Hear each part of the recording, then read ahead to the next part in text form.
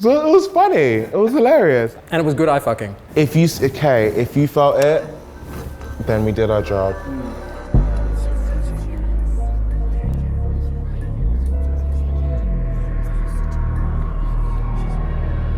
Swimming pool of passion, mutual attraction.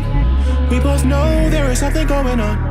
I was born in Lewisham in South London. My mum works in Marks and Spencer, and my dad is a police officer. I was always a big kid, and so I was always like in the shell as well. Oh, I'm not gonna say it. No, I don't wanna say it.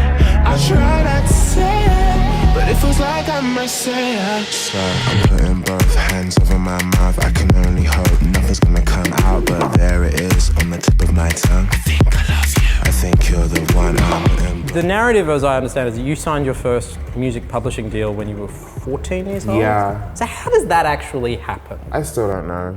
I put some music out on MySpace and I put it out there, and every day after school, I would be on my computer sending everyone on MySpace, all my favorite artists, just be like, hi, I'm 14, I make music, listen to my stuff here.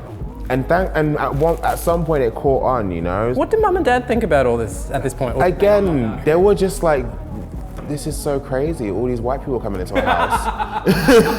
They didn't know they didn't understand it. I think we were all learning at the same time, and because I didn't know what a publishing deal was, and yeah. It was very foreign to them, these people coming into the house and talking about signing these deals and giving me money and me having a job. I feel you here, baby, baby, baby.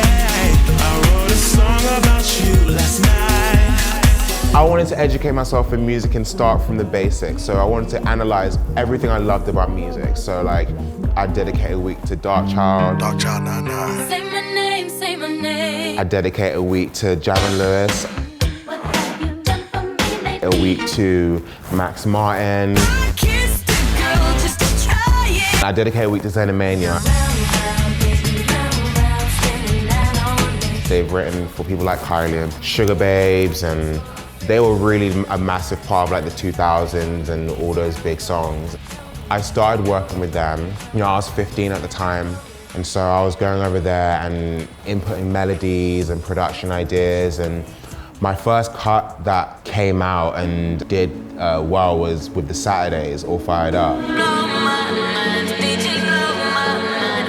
And I was 16 at the time, and it was like my first ever, you know, top 5 anything. It was a fun time. It was like, wow, look at that.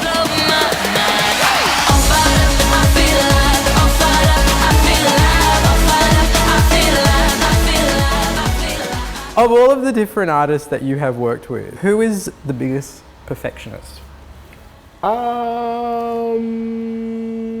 That's a good question, you know. No one's ever asked me that. That's good. That's a good one. That's a good start. Okay, I'll say Dua. Yeah, Dua Lipa. So I cut you off. I don't need your love. I know that when we did IDGAF, I've been done. I've been moving on. Since we did it in Vegas. Of course. And of course, you know what I mean? Well, I mean, why it wouldn't was you? so much fun though. It was in this casino, Actually. like the casino/hotel, and it had bare studios in there. Of course it does. you say I'm sorry, but it's too late now. So save it, get gone, shut up. A session was put in for me and her to work on the song together and really nitpick on the verses and write a new middle eight and really, you know, get into it and make it hers. I appreciate that amount of perfectionism. Like, Dua wanted to make it in relation to what she had been through. And so a lot of things changed in the lyrical content that pertained to what she was going through. I'll tell you why. You say I'm sorry, but it's too late now. I think the craft of writing great pop music it doesn't always have to be like a science. And that's why I think that is the main thing. For me, there's like a stigma that pop is just like cookie cutter and it doesn't have much meat in it. When actually like it can have a lot of meat. If anything, pop songs have shaped everyone's lives. Totally. So it's like, it's hard when people, they sometimes downgrade it. When you're in a room working with somebody else, crafting a song, What is the worst thing you can do? Like, what are the sorts of mistakes people make that kind of block creativity, that get in the way? Wearing sunglasses. Really? Yeah, like I'm looking you eye to eye right now, Yeah. and that's like important. Like if I'm here, and you're wearing sunglasses, and I'm supposed to connect with you or read your mind, like what? I'm obviously not going to ask you to name names, but how often has that happened? It hasn't happened because I made it a rule. I just realised that you've effectively on camera ruled out ever working with Bono. If he's willing to compromise, maybe just wear some clear lenses. I don't know. Hold up, they don't love you like I love you. Slow down, they don't love you like I love you. What surprised you about working on a track with Beyonce? Like, what didn't you expect about that process? Well, I didn't really know the process. What she had was the chorus of Hold Up. Hold up, they don't love you like I love you. It was no verses. And so what I did was I wrote like a full song over the whole, like across the tune. And the way she works is that she'll get pieces of different things, and it'll be up to her what goes as the verse, what goes as the pre, the chorus, whatever. And so it was this little bit that I'd done in that whole tune that I'd done that she decided to be the bridge, the middle I A. always keep the top tier, 5-star, sexy loving in the car, like make that wood, holly like a boulevard. What's worse, looking jealous or crazy? So when's the next stage that you hear your contribution? Because I've heard plenty of stories from people that have done something quite similar to you, where they've contributed a beat or they've contributed lyrics, and then like the next time they hear it is literally on Spotify. So where does the process work for you? The Madonna thing I did hear on iTunes. That wasn't fun. But then the Beyonce thing I actually did get to hear because we have the same publisher. What's up?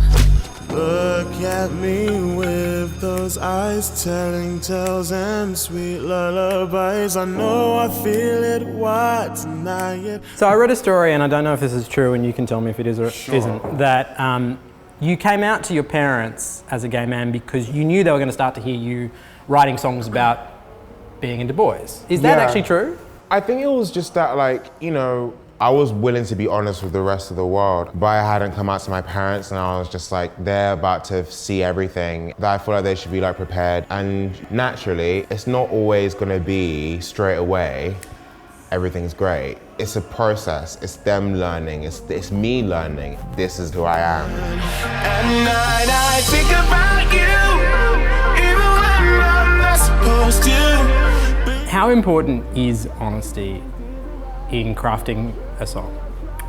Honesty comes in different variations. You know, you can be really honest and be very autobiographical, or you can be quite honest in that it is all fun and games, and that it is a story, and that it is dress up, because it's art.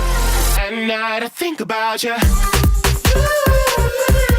You kind of have to create the template and create what works for you. At night I think about you. Emanike, thanks so much for your time. Thank you.